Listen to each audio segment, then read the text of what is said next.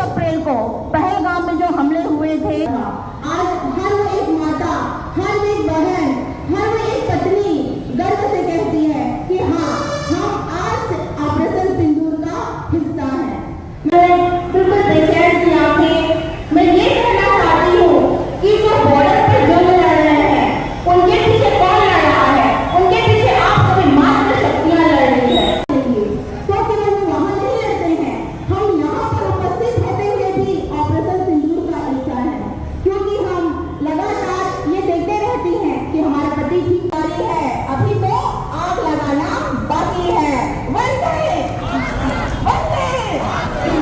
मैं हमेशा ये बोलना चाहूंगी, माँ मुझे गला लगा ले गले, मेरी माँ पति की लंबी आयु की कामना के लिए लगाती है।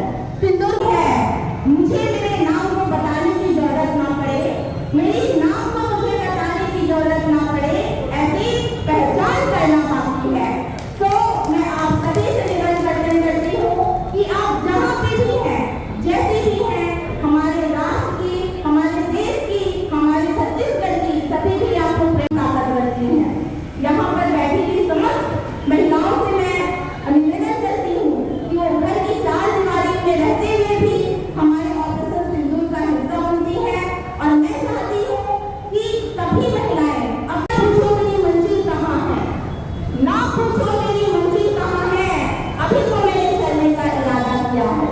ना हारेंगे हौसला उम्र भर, ना हारेंगे हौसला उम्र भर, हमने किसी और से नहीं, खुद से ये वादा किया है। जय हिंद, जय भारत, जय भारत की परंपरा।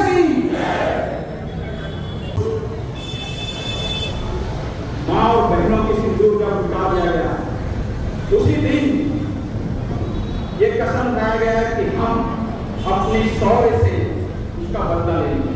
के बारे में बात करने के लिए आपने हमारे ऊपर भरोसा दिखाया, इसी तरह अपने बच्चों से पता है, मगर कार्रवाई की गई थी, उसके नाम को ऑपरेशन सिंदूर दिया गया था, क्योंकि ये बताना था कि सिंदूर केवल लाल रंग सिंदूर का नहीं होता, लाल रंग छूट दिया, सेना के पूरे पावर दिया कि आप जैसे चाहें अपने तरीके से ऑपरेशन को अंजाम दिए, और सेना ने अपना परचम लहरा के दिखाया।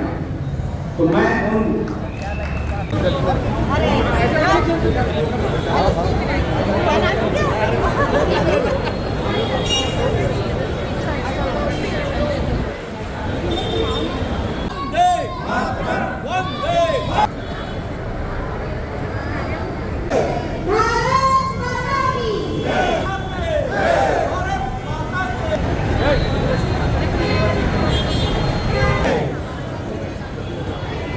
भारत